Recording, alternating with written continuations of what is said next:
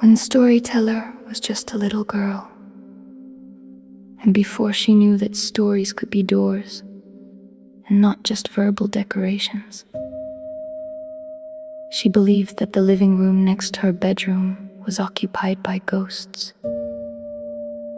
Not broken souls, not frightening in the obvious ways, but permeable, like a curtain that breathed. She would sit alone with a paper and a feather pen too large for her hand, trying to write something small and simple, but the air around her never stayed empty long enough.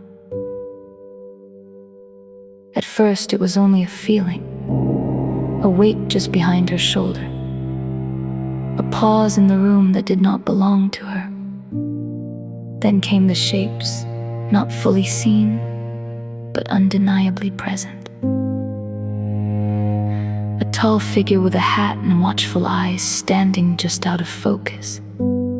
Something vast and warm that breathed slowly, like a sleeping animal that knew she was there. None of them spoke. None of them explained themselves. They simply lingered. And because they did not explain, she decided they were unfriendly. Children are precise in their fears. They do not invent danger without reason. They assign it carefully. Based on what does not answer when called, these presences did not answer. They did not comfort. They did not leave.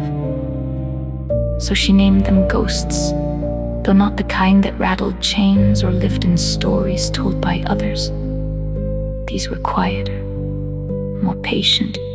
They watched her write. She began to write.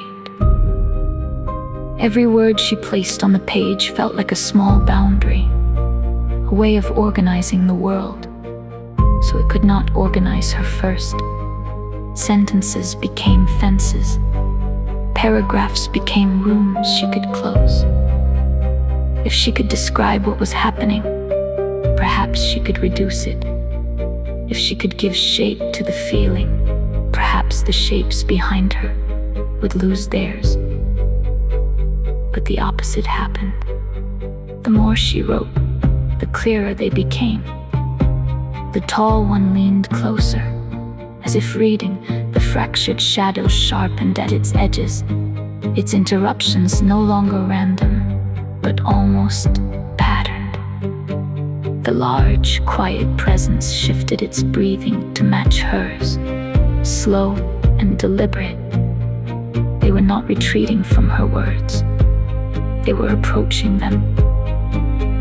This frightened her more. One evening, when the room had turned that soft, uncertain blue between day and night, she stopped writing mid-sentence. The feather hovered above the page, suspended in hesitation. She felt them more clearly than ever before.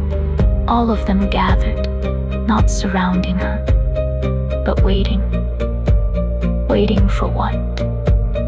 She did not know. She turned slowly. Nothing fully visible.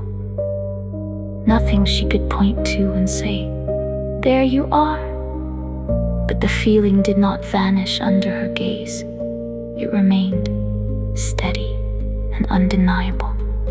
And for the first time, instead of writing against it, she asked, very quietly, without turning back to the page, "Are you here to hurt me?" "I'm just a bear," it said, "bear of the enchanted forest." The storyteller blinked. The answer was so unlike her fear that for a moment she could not fit it into the room. A bear? Not a spirit of punishment, not a watcher of misfortune, not a nameless thing waiting for dark. Just a bear. And he is a cat. The girl turned then, slowly, more curious than afraid. The smaller silhouette remained different.